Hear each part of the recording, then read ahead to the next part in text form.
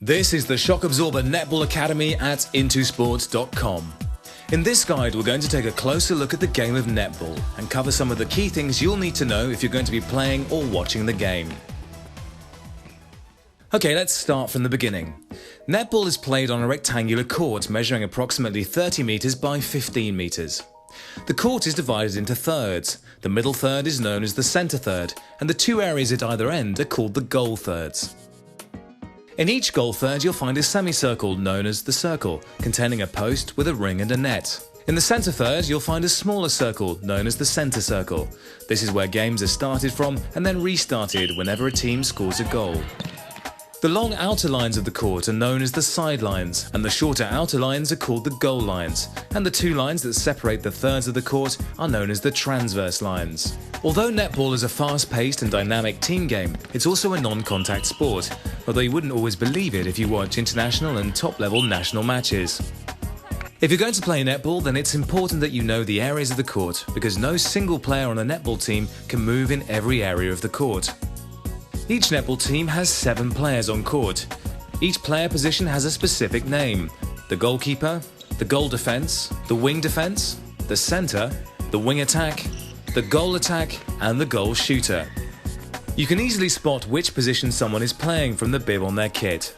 The 2 letters correspond to the initials of their position. GK is the goalkeeper, WA is the wing attack, and so on. Let's look at where each player can move on the court. The goalkeeper is only allowed to move in the goal third that she's defending. The goal defense can move in the goal third and the center third, and the wing defense can move in the goal third and a center third but cannot go into the circle. The center can move in all thirds but can't go inside either circle. The wing attack can move in the center third and opposition goal third but not inside the circle. The goal attack can move in the center third and attacking goal circle, and the goal shooter can move only inside the goal third she's attacking. You can find out more about each of the positions in the Essentials section of this academy. A game of netball is made up of 4 quarters, each lasting 15 minutes, with a 3-minute break after the first and third quarters and a 5-minute break halfway through between quarters 2 and 3. The game is won by the team that scores the most goals, and each team sets up opportunities to score goals by passing the ball down court to the goal shooter or goal attack in the circle. Both these players can score goals, and they have to be standing inside the circle when they shoot. The game is started at the beginning of each pass with a center pass, made by the center from the center circle. Teams alternate the first center pass of each quarter, so if the team playing in white throws the center pass at the beginning of the first quarter, then it'll be the team wearing the black kit that starts the second quarter. If the ball goes out of court, then the game restarts with a throw-in by the opposing team to the player that last touched the ball before it went out of court. Occasionally during a game, the umpire won't be able to decide which player is at fault following a 50-50 situation. When this happens, the game is restarted with a toss-up. Like most sports, netball has lots of rules, but you only need to know a few of the most important ones to get started or follow a game. Games are refereed by 2 umpires that each cover half of the court. The umpire will blow a whistle to start, restart or stop the game when a goal has been scored, and to signal when an infringement is to be penalised. Let's look at rules for passing and receiving the ball first.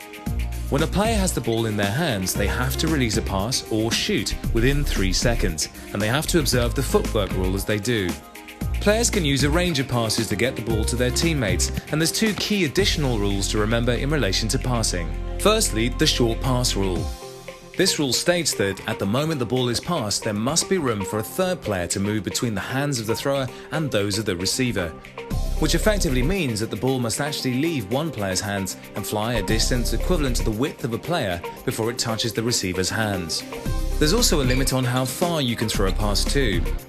You can throw a pass across the full width of the court, but when the ball is passed down court, it must not pass over more than one transverse line. What this really means is that the ball cannot be thrown from one goal third to another. It must be passed to a player in the center third first and then passed on, or at the very least touched by a player in the center third.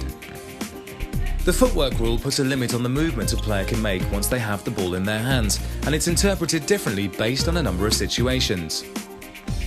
Firstly, if a player receives the ball with one foot grounded, or jumps to catch the ball and lands on one foot, then they can step with the other foot in any direction any number of times, pivoting on the landing foot.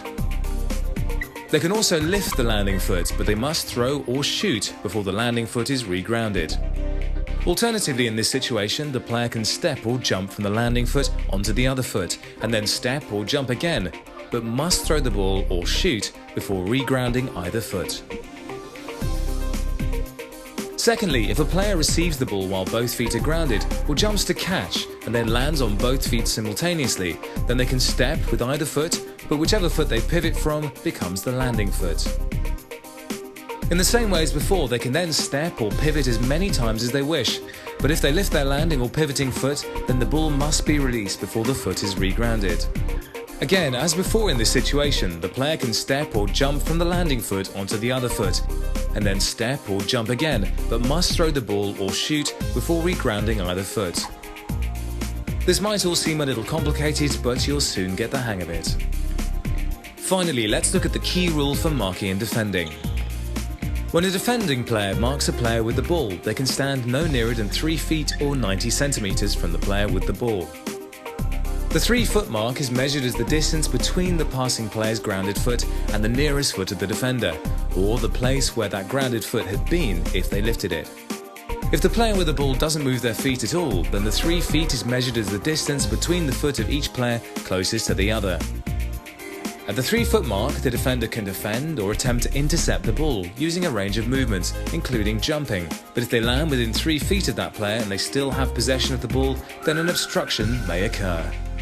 So that's the basics of netball covered. If you're keen to learn more, why not check out the Essentials section now, or maybe watch a skills guide to learn a new pass, or maybe how to shoot. Intersport.com, the home of world-class coaching online.